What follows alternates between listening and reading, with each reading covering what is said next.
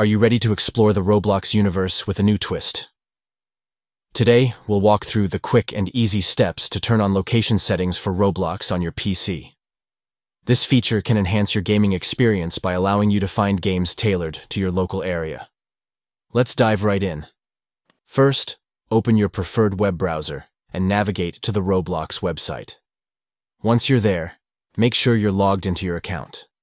Next, take a look at the web address bar at the top of your screen.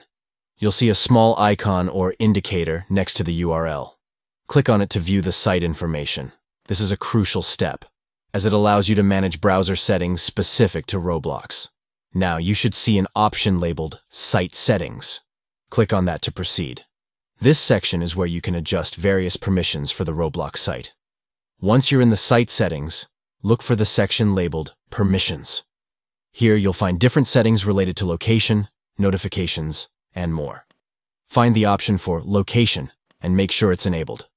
This will allow Roblox to access your location information, making your gaming sessions more localized and enjoyable.